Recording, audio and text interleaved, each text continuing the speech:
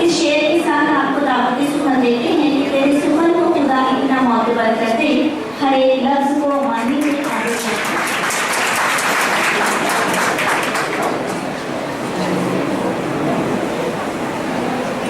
صدر مجلس محترمہ رہنا احمد صاحبہ، مقررین حضرات، علماء اساتذہ کرام، خواتین حضرات،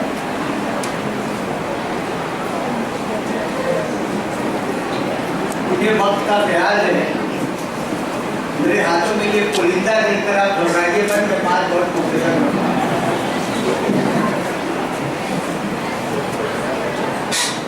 اس وقت مسلمانوں کو جو مسائل درپیش ہے، خاص طور سے ہم ہندوستانی مسلمانوں کو،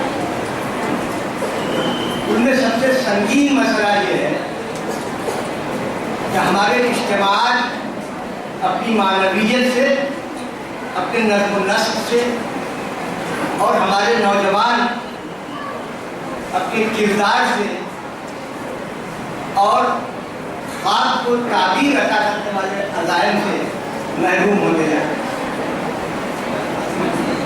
زیادہ تر اجتماعات کا انعقاد اس لیے ہوتا ہے کہ کچھ نام و نمود کی صلاح و ستائش کی کوئی صورت پیدا ہو جائے، کوئی خوش ہو جائے، کوئی ناراض ہو جائے، اس لیے اس کی برکت نکل دی جائے۔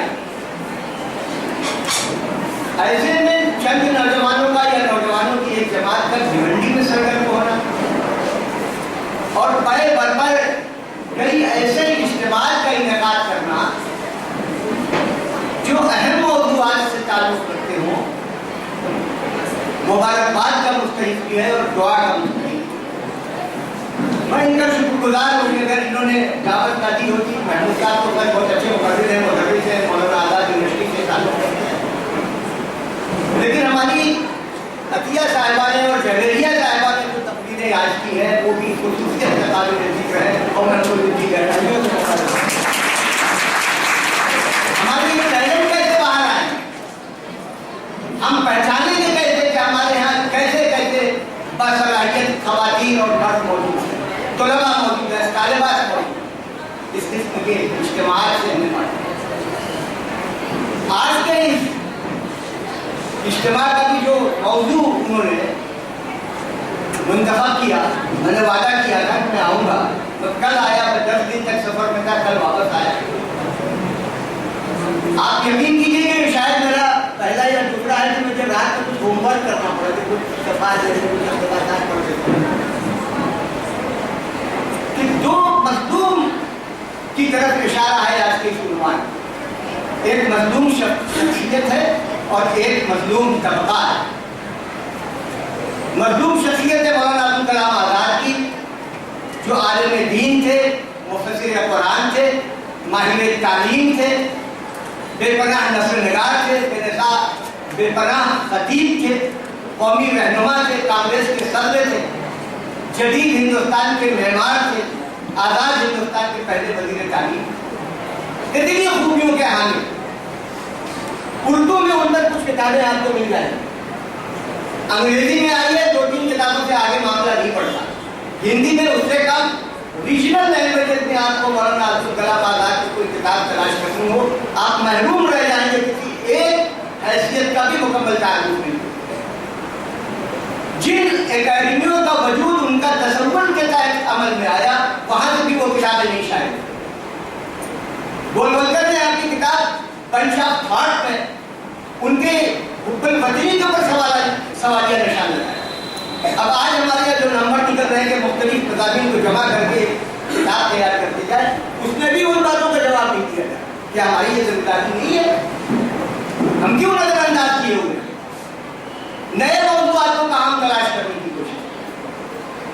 ہماری خواتین کا یہی معاملہ ہے، اور اسلام میں یا ہندوستان میں یا ہمارے معاشرے میں وہ کون سی عظمت ہے جو ان کے نام نہیں ہے۔ لیکن آپ اعداد و شمار کو دیکھیے، تمام دعووں کے باوجود یہاں عورت دیوی کی طرح پوجی جائے، یہاں عورت کی عظمت کے گاٹھائیں اور کتھائیں موجود हमारे गवर्नमेंट ने एम्पावरमेंट के लिए, एम्पावरमेंट के लिए कितने कानून बनाए, काम की जगह पर इनके साथ छेड़छाड़ न हो इसके कानून, जहेज की कुर्बानगाह पर औरत कुर्बान न चढ़ाई जाए इसके लिए कानून मौजूद, उसके वेलफेयर स्कीम के लिए हजारों मामला हमारे सामने। लेकिन इन सब के बावजूद हर लम्हा कितनी औरत की असमत लूटी जा रही है, कितनी औरतें, कितने फीसद औरतें तालीम से महरूम हैं, किस किस के साथ क्या मामला हो रहा है, डाइवोर्स का क्या रेशियो है, सजगी के दौरान हर मिनट कितनी औरत जो है मौत का शिकार हो रही है, कितनी लड़कियां पैदा होने से पहले गिराई जा रही है, हमल साबित किया जा रहा है कस्तन डॉक्टर के मशवरे से। और इन तमाम चीजों पर जब आप गौर करेंगे तो तमाम कर कानून साजी के बावजूद कहीं कहीं महसूस होगा कि हमसे जुर्म का इर्तिकाब हो रहा है। वो कानून बहुत बेफायद इसलिए है कि हम ज़हनी तौर पर उस पर अमल करने के लिए तैयार हैं। एक माहौल बनाना हो, अपने को ज़हनी तौर पर तैयार करना हो, तब हम उसके लिए कुछ कर सकते। ऐसे में ये सोचना कि मौलाना आजाद के अफकार में क्या बातें कही गई है ख़वातीन की अज़मत व मर्तबत के लिए एक बहुत अहम मौजू, उनकी तहरीरों के जरिए अब मौलाना ने इस सिलसिले में जो मज़ामीन लिखे हैं, जो हुकूक लिखे हैं, जो तफसीर लिखी है, या जो उनके सहाफ़ती मज़ामीन में इसमें हवाले मिलते हैं, लेकिन शायद मुस्तक़िल तस्दीर की एक कहीं पतली सी है, किसी मज़मून को किताबचे की सूरत में शायद किया गया, लेकिन इसके हवाले कई जगह किसी एक किताब पर गुफ्तगू करने के बजाय हम मुख्तलिफ सवालात कायम करके उनके जरिए उसका जवाब तलाश करने की कोशिश करते हैं, और शायद उसके जरिए हम उनकी बात को ज़्यादा बेहतर तरीके से आपके सामने बातें हैं। मसलन मौलाना अबुल कलाम आज़ाद जिस खानदान में पैदा हुए, उस खानदान में औरत का क्या दर्जा था? उन खानदान में औरतों को वो दर्जा दिया जाता था या नहीं दिया जाता था जो इंसानी सोसाइटी में मतलूब है। मौलाना आज़ाद की उस्ताद कब गया, बाद मर्द ऐसे होते कि औरत की परछाई से डरते, बाद मर्द ऐसे होते कि औरतों में रहते रहते औरतों जैसी चाय ढाल अख्तियार कर लेते हैं। बड़े अजीब अजीब वाक़यात हमारे सामने हुए। मौलाना की उस्ताद कब क्या थी? मौलाना की शख्सियत पर जिनकी तहरीरों के अव्वलीन असरात मरतब हुए, उन्होंने औरत की मर्तबत के बारे में, अज़मत के बारे में क्या लिखा है? मौलाना अबुल कलाम आज़ाद की अपने बीवी से कैसे ताल्लुकात थे, अपनी ज़ौजा से कैसे ताल्लुकात थे? मौलाना अबुल कलाम आज़ाद ने जब एक ख़ास हद में पहुँचे हैं तो औरतों के बारे में क्या बातें कही हैं? अपनी तफसीर में उन्होंने औरत को कहाँ कहाँ हाईलाइट करने की कोशिश की है। और बहसीत वज़ीर तालीम मौलाना अबुल कलाम आज़ाद ने औरत की अज़मत व मर्तबत को मुस्तहकम करने के लिए, उनकी हुकूक की बाजियाबी के लिए, उनको दर्जा दिलाने के लिए क्या क्या इक़दाम किए? बहुत तवील सवालात का सिलसिला है। इनके सवाल का जवाब तलाश करने के लिए हम जाएँ तो बहुत तवील गुफ्तगू करते हैं, लेकिन कुछ बातों की तरफ इशारा मैं करूँगा। लेकिन मौलाना आज़ाद ने कहा कि 3 अजीम खानदान हमारे खानदान में आकर जमा हो, लेकिन जब वो अपने खानदान का जिक्र करते हैं तो ये भी कहते हैं कि सबसे बड़ा बुत जो इंसान को गुमराह करता है वो नस्ल और नस्ल का बुत है, खानदान का बुत है, और ये भी उतने ही पत्थर का बुत है जिसकी मजम्मत किए बगैर मुसलमान नहीं है। मौलाना को पेशानी चूम लेने की तबीयत चाहिए। इतना अर्सा गुजर जाने के बाद, मुसलमानों के घर में पैदा होने के बाद, इस बुत की परस्तिश आज भी हम करते हैं, कहीं बिरादरी की सूरत में, कहीं इलाकाइयत की सूरत में, कहीं किसी और सूरत में, कहीं किसी और सूरत में। और जो उन हदों को छू लेते हैं, जिन हदों में पहुंचने के बाद हम मुसलमान नहीं करते। मौलाना आज़ाद ने बहुत अहमियत के साथ इस पर रोशनी डाली कि ये 3 मुख्तलिफ खानदानी सिलसिले हैं जो मेरे खानदान में जमा हुए हैं, और उनमें से हर सिलसिला इशाद है। अगर खानदान कोई फ़ख्र शरफ़ की चीज़ है तो ये वाक़यात कुछ ना वक्त ज़रूर रखते हैं, और इसलिए बोल सकते हैं कि उसकी रद में पूरी तहरीर कि खानदान के फ़ख्र का बुत भी दुनिया के अहले जाहिलियत की एक यादगार मशहूर है, और इस्लाम ने इंसान को बहुत से बनाए हुए बुतों के साथ उसको भी तोड़ दिया। तो अपने जिक्र तो करते हैं कि मैं बड़े आला खानदान से ताल्लुक़ रखता हूँ, जहाँ 3 खानदान की अजमतें हैं, लेकिन साथ में ये भी बताते हैं कि इंसानियत के लिए शर्फ की बात नहीं है कि वो किस खानदान से तलब की है, उसका ये है कि वो नेकी करता है कि बदी करता है, वो साहिब ईमान है कि साहिब ईमान नहीं है, वो बाफैज है कि बेफैज है, इस पर पूरी तफसील है। मैं और फिर उनकी वालिदा मोहतरमा मदीना मुनव्वरा के मुफ्ती आजम की भांजी, मुफ्ती आजम की मदीना मुनव्वरा के उनकी भांजी होने का मतलब कि उनके जिसने मौलाना, अगर वो पढ़ी लिखी नहीं थी तो भी मौलाना आजाद की माँ होना बजाते खुद वो शरफ है जिस पर हजारों डिग्रियां निशान की जाती। मौलाना आजाद की वालिदा पढ़ी लिखी, फिर मौलाना आजाद की 3 बड़ी बहनें थी। मौलाना आजाद उनसे छोटे थे, एक का बचपन में इंतकाल हो गया, एक हनीफा बेगम और एक फातिमा बेगम, आबरू बेगम और आरजू बेगम कहीं जाती है। यह आबरू बेगम और आरजू बेगम का मतलब ही यही है कि वो कुछ शेर व शायरी से, अदब से, इल्म से भी उनको शगफ था। तो उनका पूरा खानदान पढ़ा लिखा, और किस हद तक पढ़ा हुआ था, उन्होंने अपनी एक मझली बहन के बारे में कहते हैं कि मझली बहन यानी आरजू बेगम को चूंकि हम लोगों के साथ पढ़ने के बाद भी 1.5 साल तक मजीद दर्स का मौका मिला, इसलिए उन्होंने हदीस व फिक़्ह की किताबें भी बहुत हद तक खत्म कर दी थी। उनसे छोटी बहन चूंकि उसके बाद बहुत बीमार हो गई थी और अरसे तक रही, इसलिए वो इससे तालीम में शरीक न हो।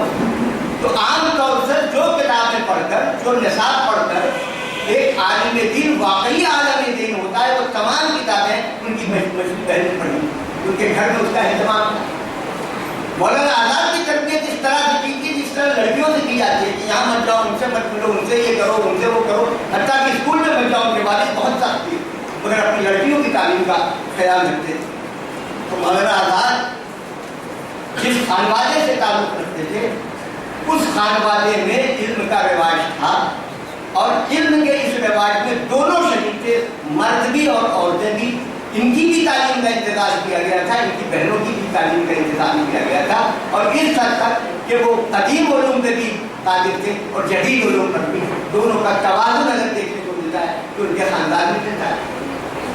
फिर उनकी उस्ताद काबा के बारे में हम बात करें, मोहब्बत के लिए कुछ ख़ास दिल मखसूस होते हैं, बड़ा मशहूर शेर है, मोहब्बत के लिए कुछ ख़ास दिल मखसूस होते हैं, ये वो नग़मा है जो हर साज पर गाया नहीं जाता। मगर इस शेर से इत्तेफाक नहीं किया जा सकता। मोहब्बत का जज्बा हर सी रूह के जिस्म में। भेड़िए ने इंसान के बच्चों की परवरिश की, सांप ने इंसान के बच्चों की रखवाली की है। ऐसे हजारों वाक़यात। मोहब्बत के इजहार के तरीके अलग अलग हो सकते हैं, उसके ज़र्फ़ के एतबार से, उसके माहौल के एतबार से, उसकी रसूम के एतबार से, लेकिन मोहब्बत का जज्बा कुदरत का भी वो नेमत है जो हर शख्स को अता हुआ है, हर ज़रूर को अता। तो मौलाना का भी एक इब्तदाई दौर ऐसा है कि उन पर मोहब्बत में गिरफ्तार हुए और अपने मोहब्बत की उस हाल को किस तरह किन लफ्ज़ों में उन्होंने बयान किया है, वो सुनहरी मखलूक के नीचे देखा। वो छुपा नहीं रहे। 3 एज में कौन उन जज्बात से बच सकता है? यहाँ झूठ बोलने की बड़ी रवायत है। हर आदमी को ड्राई क्लीन करके पेश किया जाता है, अपने बारे में तरह तरह के मुग़ालता आमेज़ बातें कही जाती हैं। लेकिन मौलाना की अज़मत ये है कि वो सारी बातें बहुत खुलकर उनसे बताते हैं। कहते हैं कि अल्हम्दुलिल्लाह की इस मंजिल यानी इश्क की मंजिल, अल्हम्दुलिल्लाह की इस मंजिल के बक्से ने भी ज़्यादा तूल न खींचा और 1 साल 5 माह के अंदर इस दूसरे के लिए तमाम रसूलात एक एक करके देख डाले। कोई गोशा, कोई मकाम बाकी न छोड़ा। न मजनू से हम बिनाई का सौदा है, न फरहाद से मुकाबले का दावा। अलबत्ता ये ज़रूर है कि शेवाई इसको आशिकी व तरीक़े आशिक तभी और जासूफानी की जितनी बातें सुनने में आई वो सब करके देख ली, और इस रात का कोई हाल और मामला ऐसा नहीं रहा जो किसी की जुबान पर हो और अपने ऊपर न गुजर चुका। बहुत इतना है, कुछ कुमरियों की याद है, कुछ बुलबुलों को दिल आलम में टुकड़े टुकड़े मेरी दास्तां के। इस रात के रस्म आइन अगर से बेशुमार है, लेकिन हर रहरों को 2 मस्तकों में से एक मस्तक जरूर अख्तियार करना पड़ता है, या कुमरियों बुलबुल की आवाज़गी और शोरिश, या शम्मा की खामोशी और सोरिश। यदि इश्क में या तो गिरिबान फाड़ दीजिए, वो अपना हाथ कर लीजिए कि बच्चे पत्थर मारने लगे, या वो कि अपने इश्क को अपने अंदर बचाए रखिए, उसको एक तकनीकी कुव्वत अता कीजिए और उस तकनीकी कुव्वत से दुनिया की तकदीर बदल दीजिए। एक सूरत ये हो सकती है। तो मौलाना ने आगे उसको तो लिखा कि हमने तंदूर की तरह मैं अंदर जलता रहा, लेकिन उसका इजहार नहीं। और जो उनके अंदाज़े जुनून कौन सा हमने नहीं मशहूर, पर्दे की तरह इश्क को रुसवा नहीं। उन्होंने किससे मोहब्बत की इसका भी जिक्र नहीं किया, कोई ऐसा तरीका भी नहीं इख्तियार किया जिससे रुसवाई हो सके। अगर वो खुद ना बताते तो हम वो जान नहीं सकते। और ये अंदाज हमें दूसरे शायरों में आती मिलता है। इन्होंने नस्र में शायरी की है, इकबाल ने शायरी में शायरी की है। मतलब ये बड़ा मशहूर शेर है, आप सबको याद है, बच्चे को भी याद है। लब पे आती है दुआ बद में तमन्ना मेरी, जिंदगी शम्मा की सूरत को खुदाया मेरी। आप जरा मेरे सवाल का जवाब दीजिए कि शायद ने ये तमन्ना क्यों की कि शम्मा की सूरत हमारी जिंदगी गुजर। शम्मा होती ही कितनी देर की है, ज्यादा ज्यादा 3 घंटे, 4 घंटे, 5 घंटे, उसका उजाला होता ही कितनी दूर के लिए 3 सेंटी वो फीट या 4 फीट रेडियस होगा, उसका दायरा होगा, उसमें उसकी रोशनी होगी। और सी चांद है, सूरज है, उनके उजाले में हम जिंदगी भी पसंद करते हैं। वो कहते थे कि सूरज की तरह हो, चांद की तरह हो, इसकी तरह हो, उसका तरह हो, लेकिन अब बात कहते कि नहीं, जिंदगी शम्मा की सूरत को खुदा है। यहाँ कहा जा सकता है कि साहब ज़रूरत शेरी की बुना पर उन्होंने शम्मा कहा। दूसरा लफ्ज़ यहाँ पे फिट नहीं होता था, इसलिए कहा, लेकिन ऐसा नहीं है। मैं थोड़ी बहुत शायरी भी करता हूँ, बहुत से अल्फाज थे जो कहते हैं। इकबाल कह सकते थे कि जिंदगी चांद की सूरत को खुदाया मेरी, जिंदगी माह की सूरत को खुदाया मेरी, ये सब बहन है। ये मिसरा नामौजूद नहीं होता, लेकिन उन्होंने नहीं कहा चांद की तरह, नहीं कहा माह की। इकबाल कह सकते थे कि जिंदगी महल की सूरत को खुदाया मेरी, सूरज के पानी पे, जिंदगी का दारोमदार पानी पे। इकबाल कह सकते थे कि जिंदगी आग की सूरत को खुदाया मेरी, जिंदगी चाह की सूरत को खुदाया मेरी, जिंदगी बहर की सूरत को खुदाया मेरी। समुद्र है, दरिया है, कुआं है, हर जगह से पानी मिलता है, उससे खेती करते हैं, उससे सैराब होते हैं, उससे जमीन सैराब होती है। मिट्टी से घर बनाते, मिट्टी पे खेती करते, कहते थे जिंदगी खाक की सूरत को खुदाया मेरी, हवा के बगैर जिंदगी नहीं। इकबाल कह सकते थे कि जिंदगी बात की सूरत में खुदा है, तो लफ्जों की कमी नहीं है, मिसरा नामौजूद नहीं हो रहा है। बहुत से अल्फाज को मुतबादिल के तौर पर इकबाल इस्तेमाल कर रहे हैं, लेकिन वो कह रहे हैं जिंदगी शम्मा की सूरत में खुदा है। तो इसलिए कि शम्मा अलामत है जिंदगी की, शम्मा अलामत है इल्म की, शम्मा अलामत है तहजीब की, शम्मा अलामत है इंसान की, शम्मा अलामत है उस तहजीब की जो फना होकर बका रहने का राज समझाती है।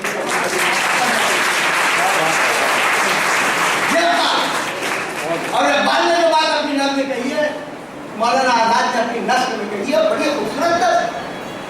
तो मौलाना ने अपने हाल को बयान किया है।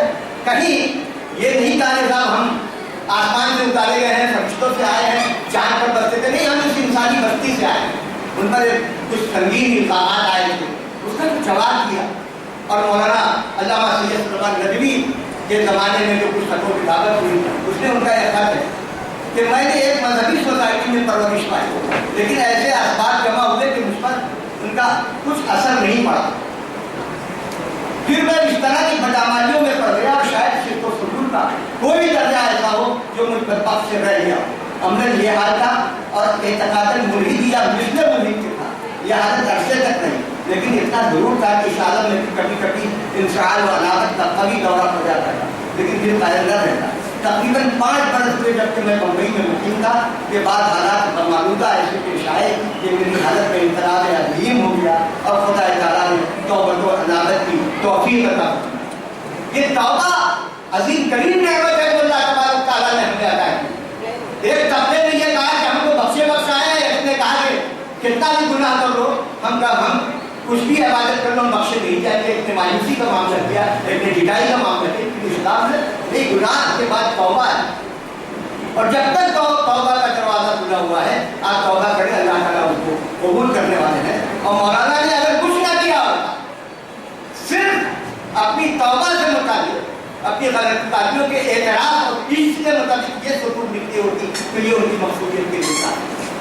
मौलाना आजाद ने अपने बारे में कोई चीज़ छुपाई नहीं दी, अपनी उस काबिलियत के बारे में कि ख़वातीन की तरफ को राज़ी हुए, और ये बताया। और उसमें वो भी कहते हैं, उसमें दूसरों पर किया कि भाई ये जो नफाक की हमारे यहाँ आदत है, हर बुरा काम करने के बाद अपने को दूर तक बुला साथ करो, اس پر بھی بڑا زبردست بات ہوا ہے، اس پر پہلو میں آج گفتگو نہیں کروں۔ صرف مولانا عبدالکلام آزاد پر جس شخص کے سب سے زیادہ اثرات یا سب سے ابتدائی اثرات موجود پڑے وہ علامہ شبلی نعمانی۔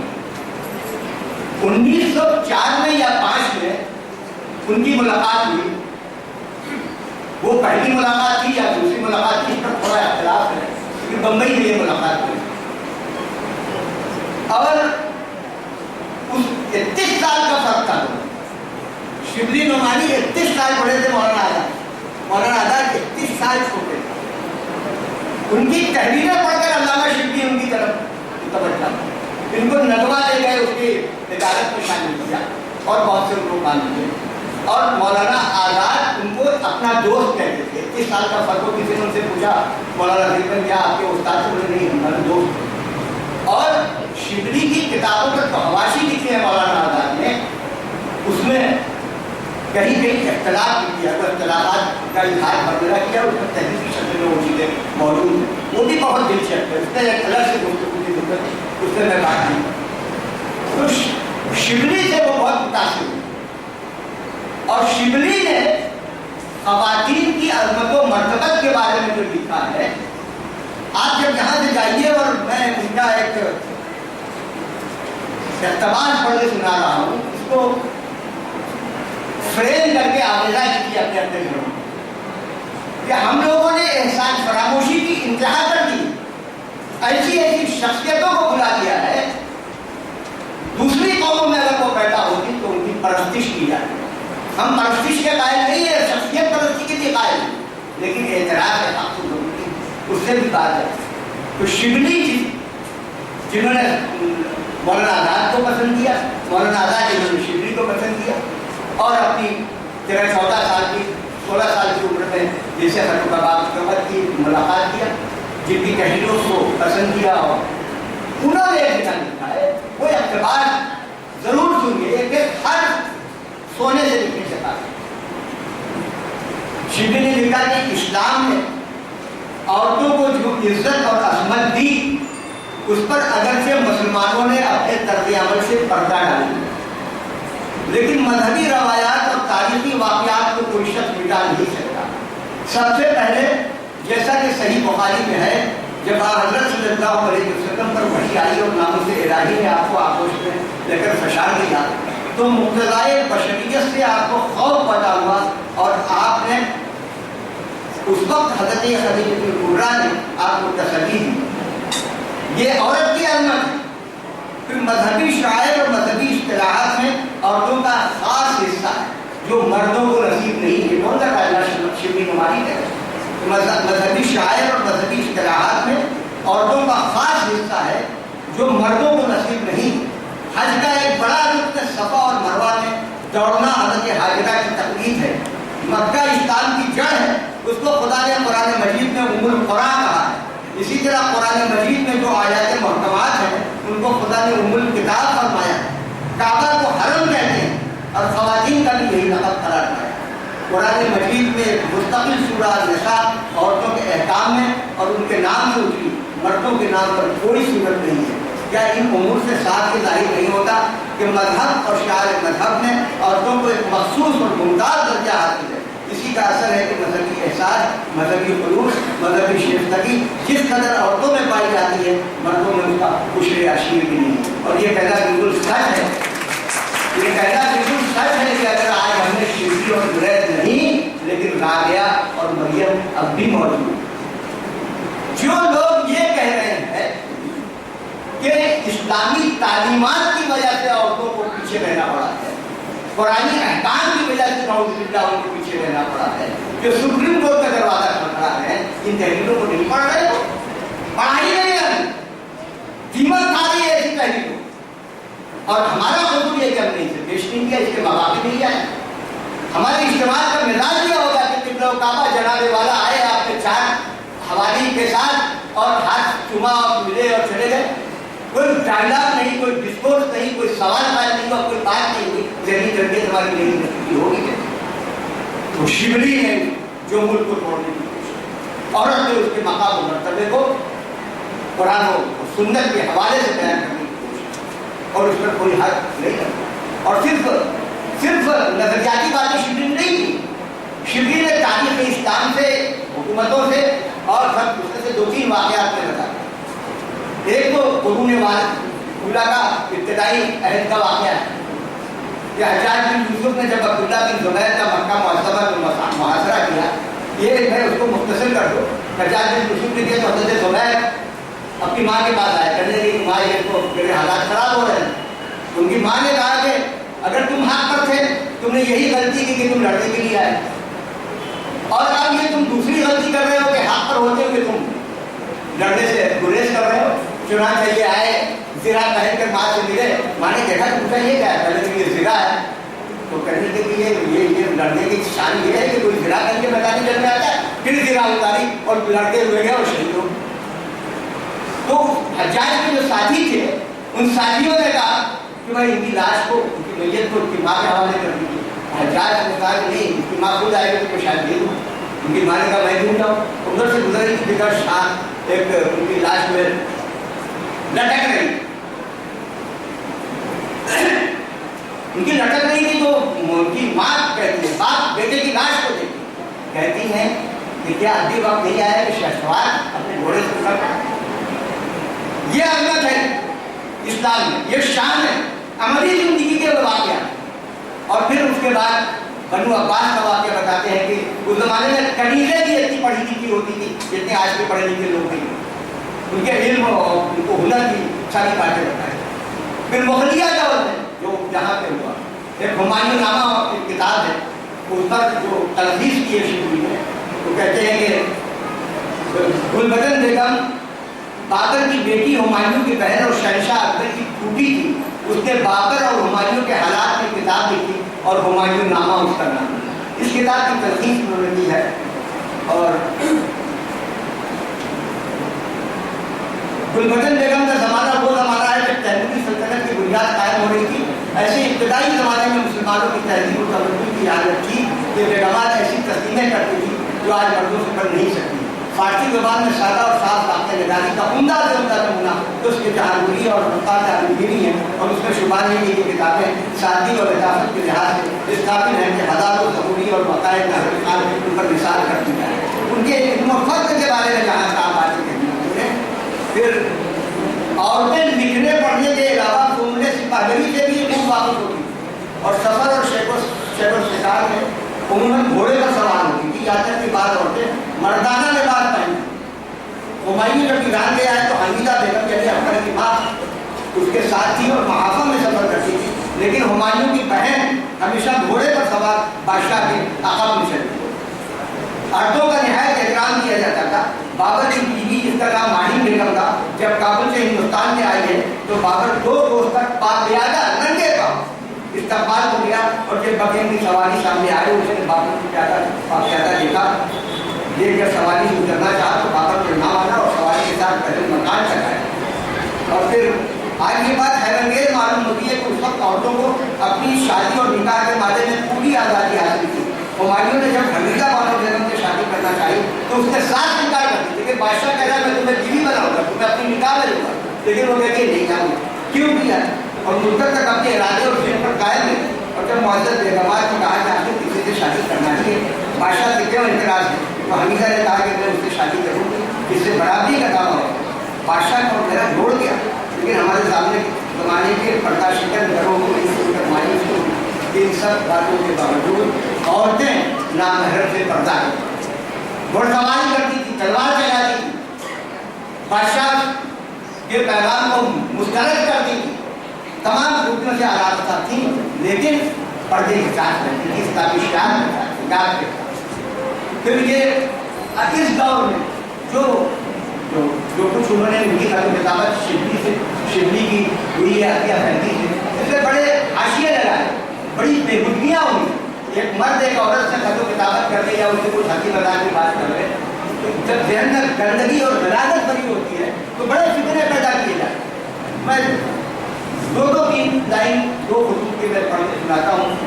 اب تمہارے خطوط ایسے عطیہ کو نکلے شبلی کہ احباب کو مزے لے کر سناتا ہوں اور لوگ سر ڈھونڈتے ہیں کہ پالیٹکس کے متعلق تمہارے پچھلے خطوط کے اقتباسات کوٹیشن میں حیدرآباد الہ آباد उन पर सख्त हैरत अदा होती है। इस काबिलियत की औरतें होती है। जो किसी के इश्क में मुब्तला होगा, फर्क कर रहा होगा, जो रुचि कर रहा होगा, तो वो उसके साथ को अपनी बेटी को पढ़ने सुनाएगा, उसके घर की औरतों को पढ़ने सुनाएगा। तो शिकनी उनके आइडियल रहे, उनकी किताबों को सबसे ज्यादा उन्होंने पढ़ा। इसके बावजूद कहीं औरत की अजमत के ताल्लुक से ना वो मदद बन गई, न ये मदद बन गई।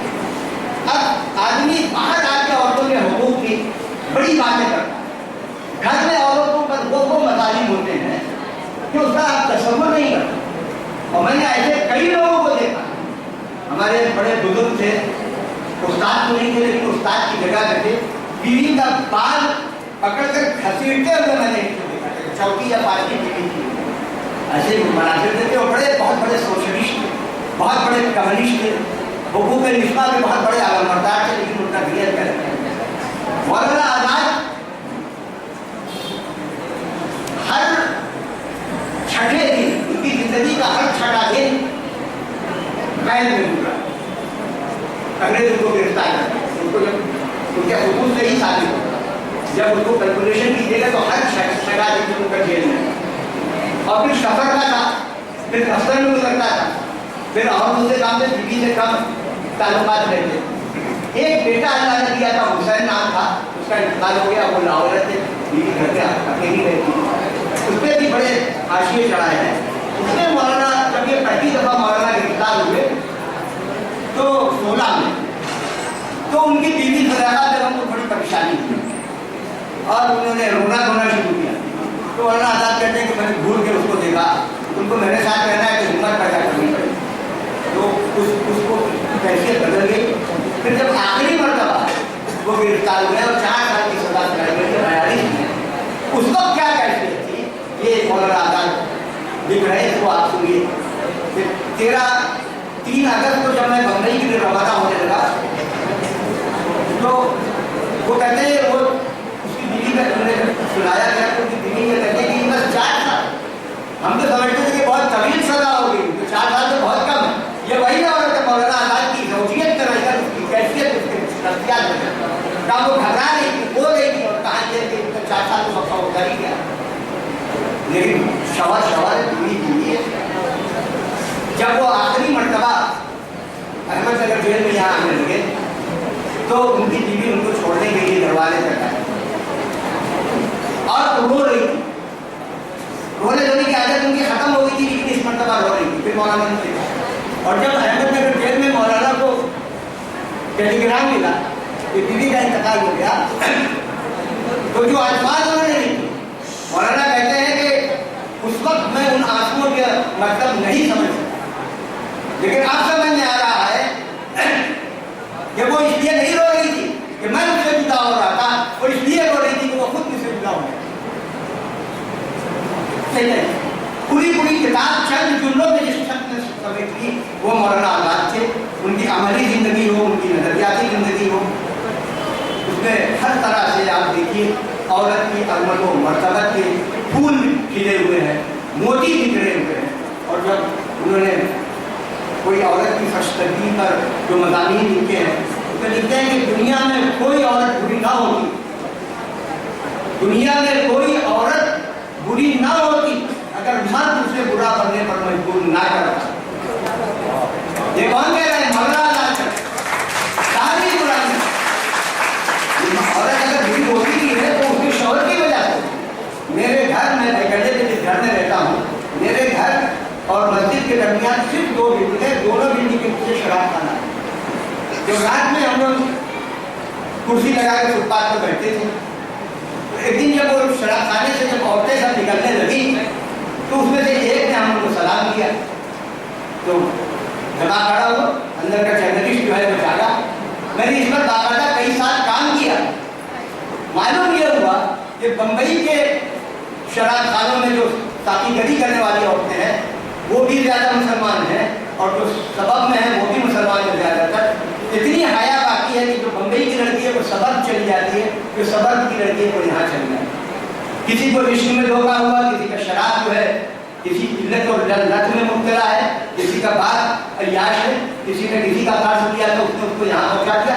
ये सारी कहानियाँ हैं जिसका मुताबा करने के हमें गवर्नमेंट की कानून की नहीं, हमें अपने मजहब को और अपनी तहजीब को आम करने की अपने आमाल लिए जाते हैं पस्ती की तरफ। हम समझते हैं कि तकदीर खफा है, हमारे इज्तिमात का किरदार बिगड़ता जा रहा है, पैगाम देने वाले बिगड़ते जा रहे हैं, एक दूसरे के साथ हर शख्स दूसरे के किरदार का शिकवा कर रहा है, अपने किरदार को देखने की उसको मौलाना आज़ाद ने बहुत सी बातें इस तरह से कही है। और जब वो वज़ीर तालीम हुए, अलीगढ़ गए, सर सैयद ने इतना बड़ा काम किया, लेकिन औरतों की तालीम के ताल्लुक से सर सैयद का जहन उस तैयार नहीं था, मुखालिफत से डरते।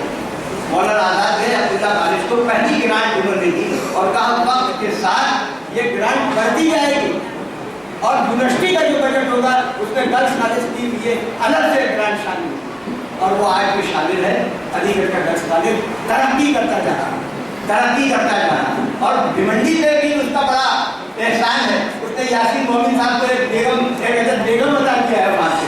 अगर वो ना होता तो शायद बेगम से मालूम हो जाता। आज कौन सी जिंदगी का ऐसा शोभा है जो अब्दुल्ला कॉलेज या वीमेंस कॉलेज अलीगढ़ का है, वो वहाँ की लड़कियाँ वहाँ अपनी सलाहियतों को उजागर करती हैं। वो कौन सी जिंदगी का शोभा, एक से एक कहीं औरतें, एक से एक पाकिस्तान और ऐसी ऐसी औरतें कि जिनके दुपट्टे पे आप सजदा कर सकते हैं, इतनी पाकिस्ता। और वो साइंटिस्ट भी है, वो सोशल साइंटिस्ट भी है, वो अदीब भी है, वो शायरा भी है, वो इंजीनियर भी है और अपनी सलाहियतों पे सबूत फराहम करता है। मौलाना आज़ाद ने जो ख्वाब देखा था उसको ताबीर देने का काम भी उन्होंने किया, लेकिन जिस मरहले में वो रुक गया, वो आगे नहीं बढ़ता है। ये हमारी कोताहियों उजागर करने का, महसूस करने का है। इसलिए जब इस मौजूद को दिया गया बच्चों ने, नौजवानों ने, उनके लिए दिल से दुआ नहीं की। आज जब हम इस मौजूद पर गुफ्तगू करते हैं तो लगता है कि हर औरत, हर ज़ीबू जो औरत की अज़मत व मर्तबत का कायल है, वो मौलाना आज़ाद को मुखातब करके कह रहा है कि मेयारे कमालात अदा की तस्वीर दानिश्ता मुसव्विर में कलम करो। और मौलाना आज़ाद ख़वातीन की अज़मत व मर्तबत और एम्पावरमेंट को, उनकी सलाहियतों को, उनकी तरक्की को देखते हुए कह रहे हैं कि अरे असीरी मेरी शादी कदमी दे, जंजीर घबरा के कदम छोड़।